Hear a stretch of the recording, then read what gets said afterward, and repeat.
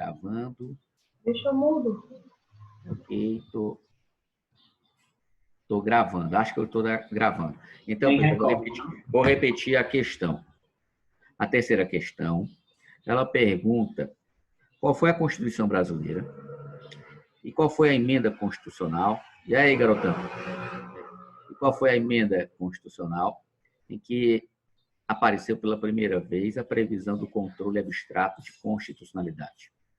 Então, percebam, pessoal, quando eu tinha a idade de vocês, as questões que mais caíam em provas da OAB de concursos e também para ingresso em especializações eram questões referentes a direitos e garantias fundamentais. Hoje não é mais assim. Hoje, o que mais se cobra em todas as provas da OAB, concursos públicos, ingresso para especializações que são sérias, que sejam sérias, o que mais se cobra é conhecimento sobre o controle de constitucionalidade das leis. Então, aqui eu quero que vocês prestem muita atenção. Nós temos uma Constituição que é superior ao ordenamento jurídico pelo princípio da supremacia da Constituição, em razão dela ser rígida. Está claro? Aqui está claro? Dê um joinha aqui quem tiver entendido isso. A nossa Constituição, ela é somente superior perante o ordenamento jurídico, em razão do princípio da supremacia da Constituição, em que esse princípio da supremacia se justifica e se demonstra pela característica da nossa Constituição ser rígida, de acordo com o artigo 60, em todos os seus 3 incisos e 5 parágrafos. Até aqui está claro, pessoal, isso aí? Está claro? Ok? Ok? Antes eu fazia assim, mas hoje é símbolo do Comando Vermelho, eu acho. Então, é uma gangue aí, uma facção. Então, a gente faz assim, tá? Então, tá claro isso aí, pessoal? Porque a nossa Constituição ela é superior por causa desse princípio da supremacia da Constituição. Aqui vai uma outra observação antes de adentrar na área referente ao controle de constitucionalidade. A nossa Constituição, então, ela é superior por causa desse princípio da rigidez constitucional. E percebam que toda a área do direito, toda a área, direito internacional, público, privado, direito civil, direito do consumidor, direito tributário, direito financeiro, direito penal, processual, civil, penal, eleitoral, todas elas têm as regras gerais e têm as exceções às regras, todas elas. É aqui eu quero que vocês nunca mais esqueçam como eu vou falar. A única área do direito que existe um princípio que não admite exceções é o princípio da supremacia da Constituição. Ou seja, dentro do nosso ordenamento, pessoal, a nossa Constituição é suprema, não existe nenhuma norma do exterior, um tratado internacional, nada, o que for, que seja superior à Constituição do seu próprio país. Nem a Constituição Europeia, ela não é superior às constituições de cada país, integrantes dos 26 países da União Europeia. Ou seja, o princípio da supremacia da Constituição ele é incontestável, ele é um princípio sem quaisquer admissões de exceções. Está entendido isso? Está entendido? Beleza? Entenderam? Então, eu vou colocar essa pergunta agora, aqui no nosso grupo. Então, na nossa Constituição, ou a única área do direito da qual existe um princípio que não admite exceções é o direito constitucional.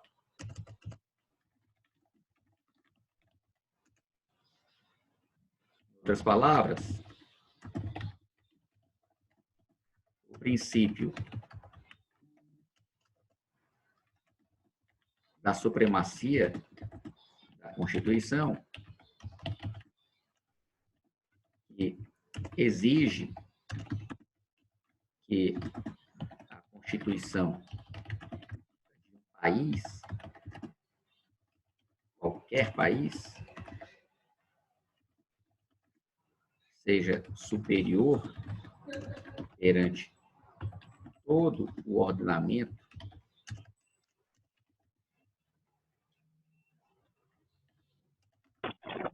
deste país.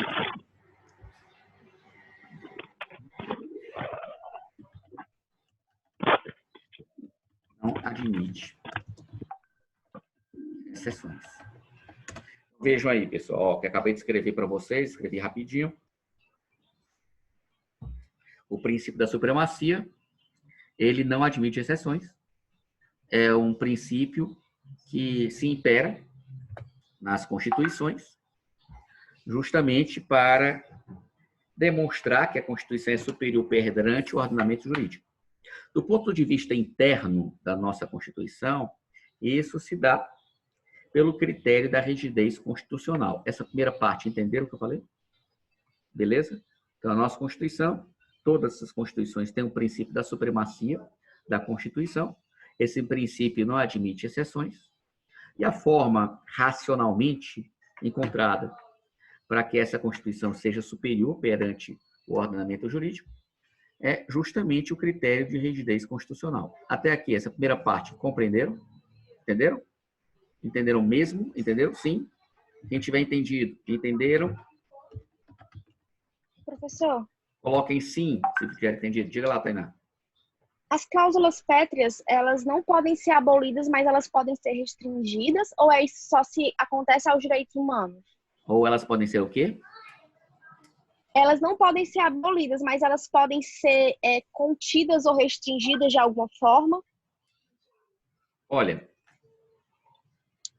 a sua pergunta é a pergunta de pós-graduação, tá? Parabéns pelas perguntas aí. É a pergunta que se coloca comumente em discussões de mestrado e doutorado. O que é que nós temos, Tainá? As cláusulas pétreas, o que é que nós tivemos no nosso país? No nosso país, nós já tivemos alterações ao artigo 7º da Constituição, tá? Então, o artigo 7º, ele foi alterado, por exemplo, num parágrafo único do artigo 7º, e conferiu mais direitos às empregadas domésticas. Esse, por exemplo, é um caso. E nós tivemos a emenda constitucional 45, de 8 de dezembro de 2004, que acrescentou o inciso 78 ao artigo 5º da Constituição e acrescentou mais 2 parágrafos a esse mesmo artigo 5º. Então, o que é que a maioria da doutrina diz? É que as cláusulas pétreas, elas podem ser expandidas. Elas nunca podem ser retiradas. E a maioria da doutrina entende que elas não podem ser descaracterizadas. Porque a maioria da doutrina, ela aceita no Brasil. Essa colocação que você fez, Tainá, ela é muito importante hoje, na visão do Supremo Tribunal Federal, de acordo com o ministro, que foi uma pessoa formidável, que eu conheci pessoalmente, que é o ministro Carlos Aires de Brito, em que ele, juntamente com uma ministra que eu tenho uma enorme admiração, que é a ministra Carmen Lúcia Antunes Rocha, da qual eu a conheço, ela me encantou pela simplicidade dela. Ambos esses ministros e doutrinadores, eles falam no chamado princípio da proibição de retrocesso. Então, eles defendem que a Constituição ela pode ser expandida nos seus direitos. Ou seja, as partes de emendas constitucionais, a maioria delas, elas vão tratar sobre o que? Normas de direito tributário, alteração do programa tributário do país, alteração das formas de repartição de competências tributárias, direitos financeiros, a parte de alteração da reforma da Previdência, que alterou o artigo 40 e o artigo 201 da Constituição. Então, isso aí pode ser mexido. Agora, eles defendem que não pode haver uma retrocessão. Então, essa sua colocação, eu acho que ela está mais ou menos respondida. Até aqui está ok? Tá, né? Aí Obrigada. vamos ao porém. O que é que nós temos? Aí vem a questão que ela sai do mestrado e vira para o doutorado. A questão é a seguinte. Mas nós vivemos um período em que isso vai se tornar muito mais claro, em que o Estado ele não tem mais capacidade econômica de garantir muitos direitos. Isso significa dizer que nós vamos ver essa sua pergunta discutida nos congressos nacionais dos países da América Latina, nos congressos nacionais dos países europeus. Do que eu estou falando especificamente? O coronavírus e essa crise que ela trouxe, ela está trazendo uma crise social muito severa e uma crise econômica que, a continuar em pouquíssimo tempo, a grande recessão de 2008 vai trazer saudades. Vocês estão entendendo o que eu estou falando? Ou seja, nós vamos ter uma contração em todos os países do mundo. Todos os países vão contrair. Vão se contrair do ponto de vista econômico. E muitos países vão ficar em situação falimentar. Em vista disso, há essa discussão na doutrina mundial que alguns países não vão ter outra alternativa senão restringir até cláusulas pétreas. Entendeu, Tainá? Entendeu? Então, perceba, a doutrina majoritária, então você deve responder a sua pergunta, dizendo assim, a doutrina majoritária, nacional e internacional, segundo o princípio da proibição de retrocesso, defendida pela ministra Carmen Lúcia Antunes Rocha, estabelece que as cláusulas pétreas poderão ser alteradas, poderão ser ampliadas, mas que não poderão ser descaracterizadas. Aí você pode colocar assim, contudo, infelizmente, há discussões na doutrina, principalmente referente a discussões de natureza econômica, que defendem uma questão referente a custos dos direitos, que é uma obra que nasceu clássica de C.A.S.S. Sustain, que foi conselheiro do governo Obama, em que ele defende que os direitos têm custos e que esses custos têm que ser levados em consideração em qualquer planejamento econômico. E percebo, isso aqui já é a última parte do conhecimento, em que se coloca o seguinte, o caso Sustain, ele diz assim, olha, até que ponto os jovens vão aceitar pagar as previdências privilegiadas dos mais velhos? Estão entendendo o raciocínio, pessoal? Estão entendendo assim, até que ponto as gerações mais novas elas vão aceitar que as pessoas elas se aposentem aqui no Brasil com 50 mil reais, 70 mil reais, e em que a reforma da Previdência estabelece que hoje o teto do teto é R$6.100. Então, assim, é uma discussão que se trava e você vai ter que responder que, infelizmente, é assim, porque quem faz uma pergunta dessa quer também saber da sua posição ideológica. Então, a sua resposta obrigatoriamente vai ter que ser dessa maneira. Entendeu? Eu te dei a resposta que diz outra coisa, mas essa questão você não deve responder assim. Ficou claro para todo mundo? Essa pergunta foi importantíssima. Essa pergunta ela vai ser discutida cada vez mais. Infelizmente, no mundo todo. O mundo todo vai ter uma contração que vai se aproximar da década de 30, da Grande Depressão Econômica. É o que nós estamos vivendo, infelizmente. Assim, todas as pessoas que vocês conhecem, todas, elas vão empobrecer. Todas, sem exceção. E daí também porque eu faço uma outra digressão, finalmente, dizendo assim, olha, o que fazem os europeus, o que fazem os americanos, o que fazem os chineses e os japoneses em momentos de depressão? Sabe o que eles fazem? Adivinha o que eles fazem? Alguém quer tentar? Europeu, americano, japonês, sul-coreano, chinês, em período de depressão, eles estudam. Se eles não conseguem trabalhar, eles vão estudar. Estão entendendo? O raciocínio deles, isso eu vi em Chicago, isso eu vi também nas universidades europeias, da qual eu fiz um sanduíche, em cadeiras lá do doutorado, é que em período de recessão eles vão estudar. Eles vão estudar já pensando assim que a recessão em algum momento vai acabar, não é possível que ela não vai acabar, e nesse momento você está mais qualificado. Todo entendeu? Entenderam a importância disso? Então, daí porque a gente não pode deixar de estudar nunca, nunca, nunca, nunca. Ou seja, esse período agora de confinamento, ele deve fazer de forma a vocês estudarem muito mais, e não pararem de estudar. Todo entendeu? Professor, enquanto uns choram, outros vendem lenços, né? Exatamente. Você tem que pensar assim, a gente tem que parar de estudar. E outra coisa, ó, se vocês tiverem percebido agora, vocês devem ter passado hoje mesmo um período de tristeza, de estresse, por estarem sozinhos, mas agora nessa aula, vocês em alguns segundos esqueceram. Compreenderam o que eu falei? Esqueceram as dificuldades, em algum momento. Isso acontece, ou seja, o estudo e o trabalho nos deixa vivos, nos deixa saudáveis mentalmente. É por isso que eu insisti na coordenação que tem que ter essas aulas, assim, não somente gravação, a gravação tem que ter, eu não estou conseguindo gravar por analfabetismo tecnológico, mas vou ter que aprender, a fazer isso, mas eu não abro mão desse encontro com vocês. Esse encontro com vocês, ele personaliza a coisa, entendeu? Quer dizer, eu não vejo o Wagner como uma chamada. Eu vejo o Wagner aparecendo e perguntando, interagindo, entendeu? É assim que eu imagino, é assim que deve ser. Bem, dito isso, voltando à questão, pessoal, nós temos o que é o chamado controle de constitucionalidade. Então, no caderno de vocês escrevam assim, CCL, CCL.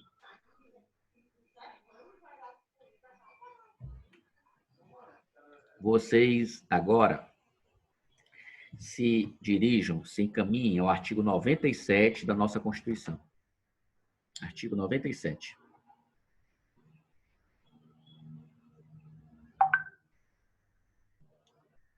Quem pode ler para mim o artigo 97 da Constituição?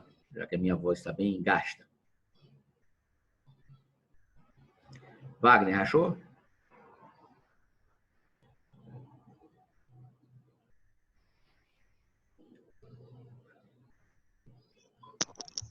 Eu estou sem a Constituição aqui, estou só com...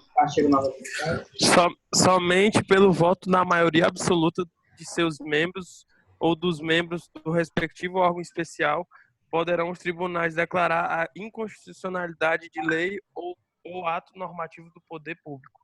Então, pessoal, esse artigo aí é o que abre o controle de constitucionalidade no Brasil. Então, ele estabelece somente pelo voto da maioria absoluta dos seus membros poderão os tribunais poderão os tribunais declarar a inconstitucionalidade de lei ou ato normativo do poder público. Então, nós temos o seguinte, ó. De um lado, o início da questão, ele coloca o princípio da supremacia. A supremacia tem que existir por meio da rigidez constitucional. Mas percebam que a nossa Constituição e qualquer Constituição rígida, ela vai exigir mecanismos estatais de proteção da própria Constituição. Esses mecanismos estatais, em seu conjunto, chamam-se de controle de constitucionalidade das leis. Daí o CCL, controle, primeiro C, de constitucionalidade, segundo C, das leis. A expressão total, ela disse assim, controle de constitucionalidade das leis e dos atos normativos do poder público. E é, em outras palavras, o que estabelece esse artigo 97 da Constituição, também chamado de cláusula de reserva de plenário. O que esse artigo 97 fala, em outras palavras, então eu vou pegar aqui rapidinho o artigo 97 e jogar aqui no nosso WhatsApp. Só um instantinho.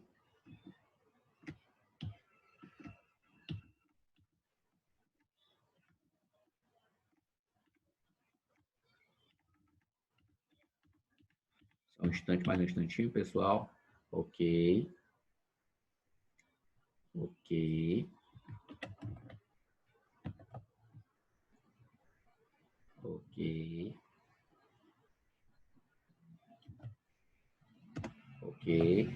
Então, pessoal, projetei agora no grupo da gente de WhatsApp o artigo 97 da Constituição, que trata da cláusula de reserva de plenário, que trata do controle de constitucionalidade. Então, em resumo, agora prestem bem atenção, não copiem nada não. Prestem bem atenção no que eu vou falar. Em resumo, o controle de constitucionalidade, ele se entende da seguinte maneira. Você compara a Constituição de um lado, nossa Constituição de 88, que é superior a todo o ordenamento jurídico. Você compara com qualquer coisa. Repetindo, qualquer coisa.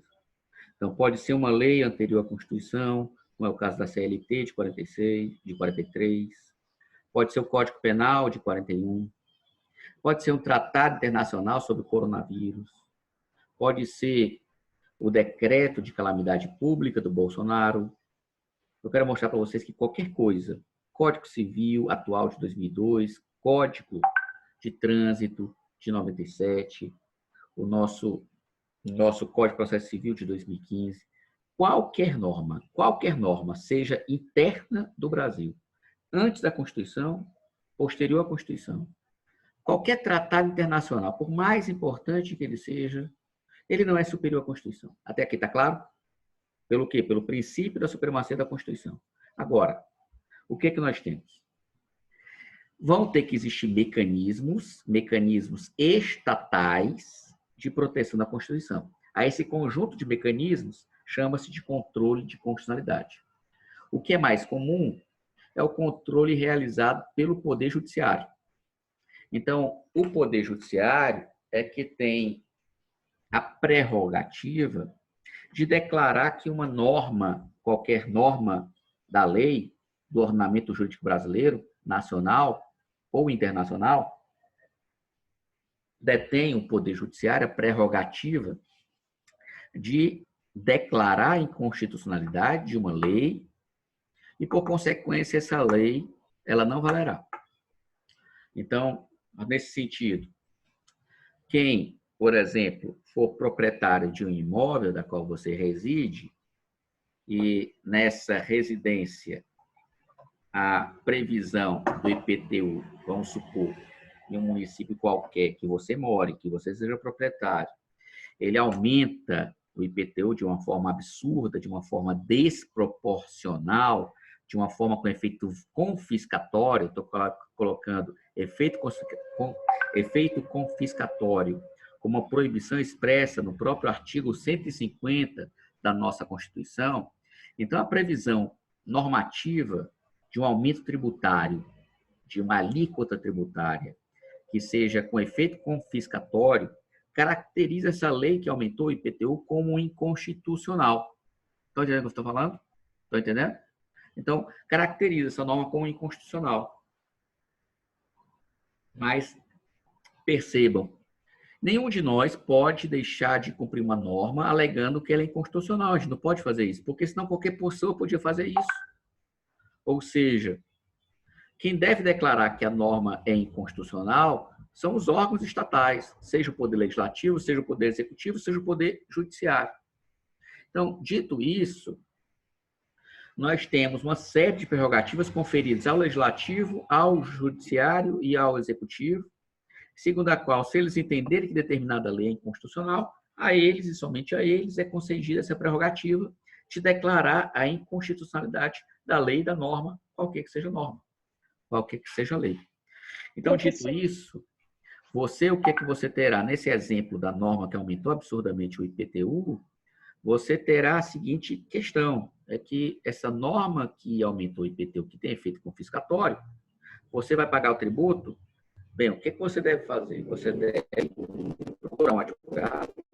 Esse advogado vai explicar na sua petição dele, defendendo o seu interesse de proprietário, de que essa norma que editou o IPTU, ela é inconstitucional pelo seu efeito confiscatório.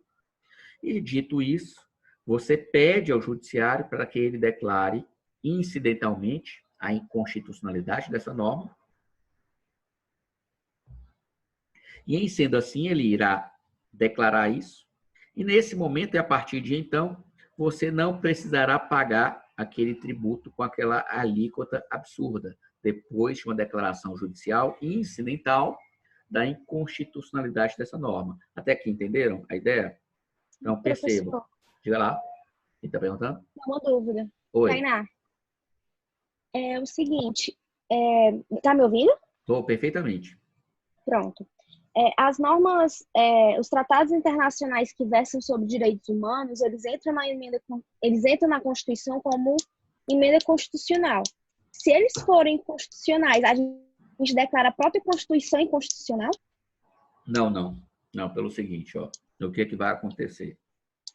Vamos agora, a sua pergunta, ao artigo 5º da Constituição, em que lá no artigo 5º da Constituição, na sua parte final, nós vamos ter o seguinte.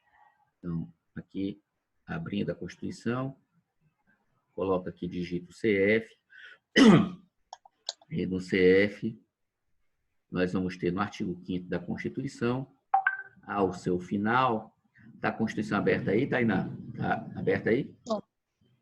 Uhum. Tô. Lê aí o parágrafo 3º desse artigo 5º.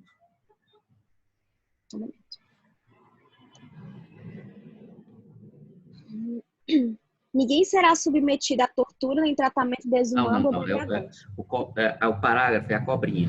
A cobrinha. Ah, tá, peraí. A cobrinha, que é o parágrafo, ele sempre vai aparecer ao final do artigo. Então, o que vai ter o artigo? Ah, lá no final. Tem um cabo, tem uns incisos. Os incisos Pronto, achei. tem a linha, Achei. as letras. E ao final tem as cobrinhas. As cobrinhas são os parágrafos. Achei. Não, calma, deixa eu explicar. O parágrafo, ele pode tanto estabelecer exceções. Então, o parágrafo diz assim, olha, aquela regra geral ali você entenda assim, se acontecer isso. Tá entendendo? Então, o parágrafo ele estabelece exceções.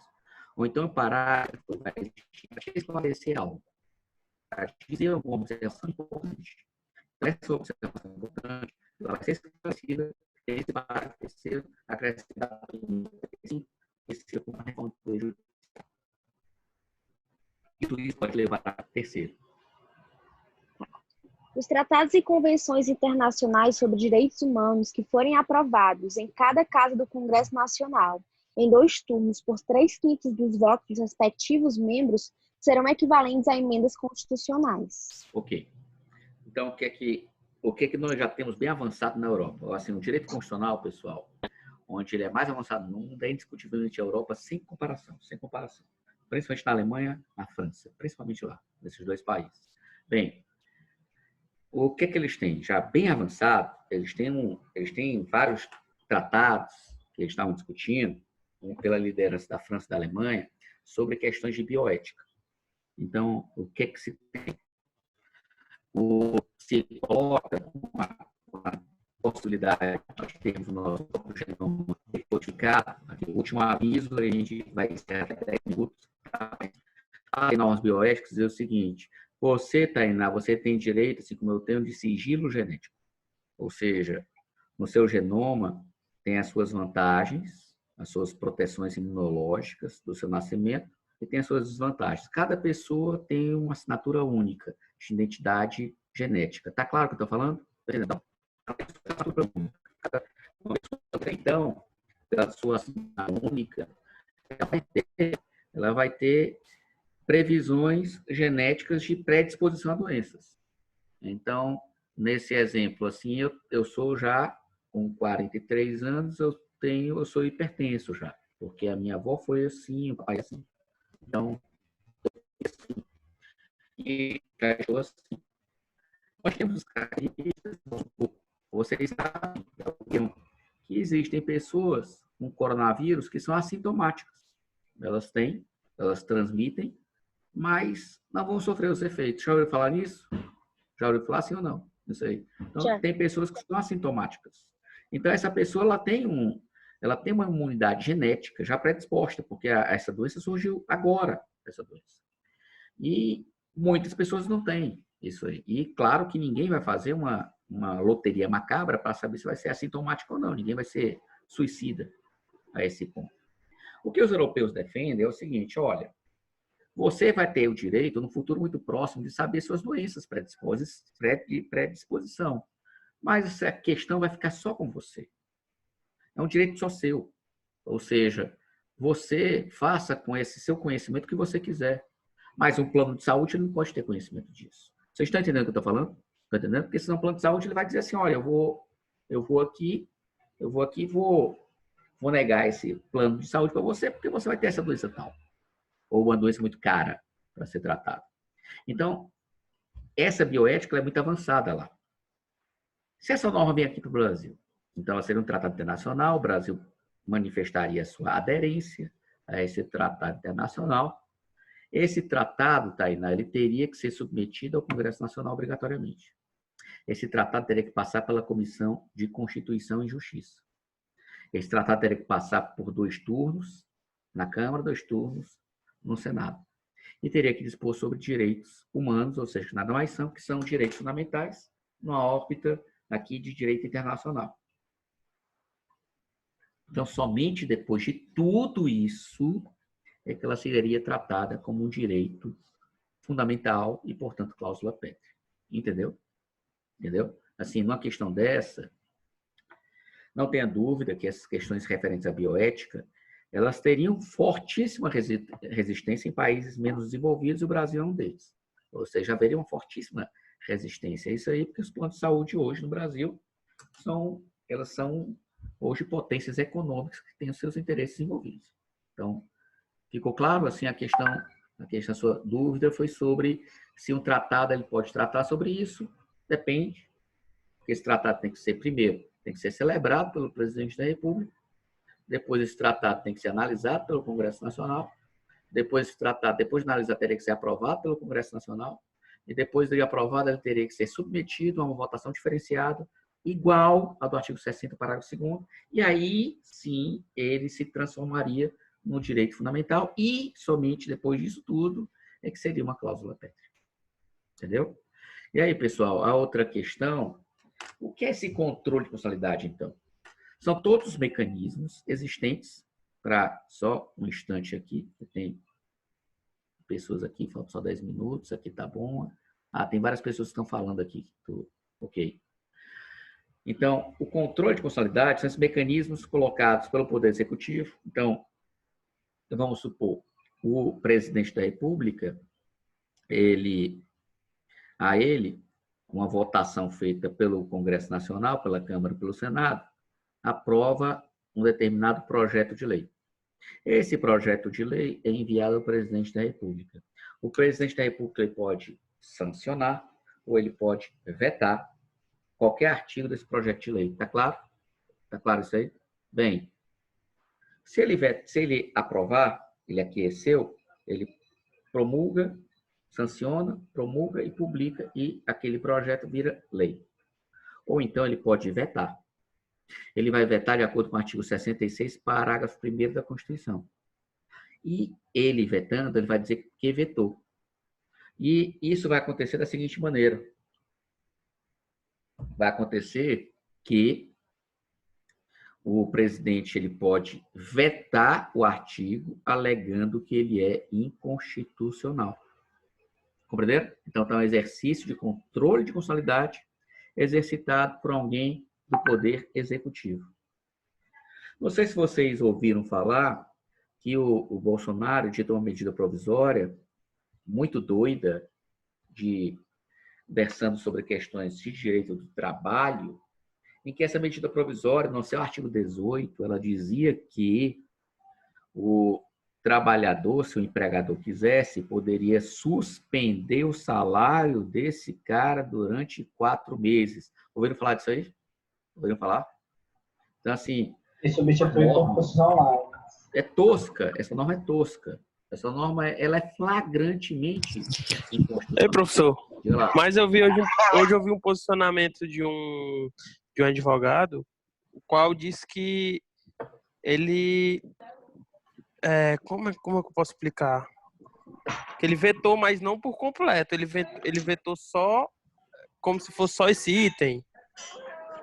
Ou eu tô equivocado? Está equivocado, tá? Está equivocado. O que aconteceu? Foi editada essa medida provisória. No momento que é editada a medida provisória, ela passa a valer imediatamente. Ao mesmo tempo, o texto da medida provisória ele é enviado ao Congresso Nacional, para que o Congresso analise essa medida provisória. Esse texto da medida provisória ele vai ter que ser convertido em uma lei ordinária. Essa conversão da lei ordinária, da medida provisória para a lei ordinária, ela tem que passar pela Comissão de Constituição e Justiça da Câmara e pela Comissão de Constituição e Justiça do Senado. E o que iria acontecer? A Comissão de Constituição e Justiça iria dizer que essa norma do artigo 18 é inconstitucional.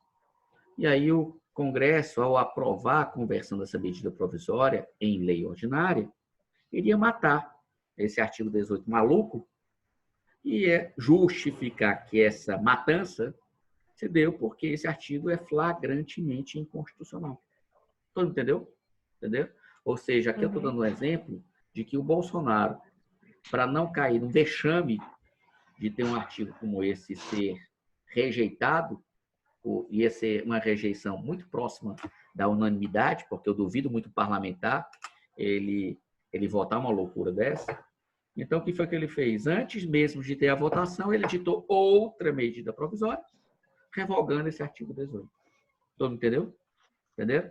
Foi para quê? Para evitar que o Congresso ele realizasse o controle de constitucionalidade pelo Poder Legislativo e mandasse para o arquivo esse artigo 18 da medida provisória. Entendeu?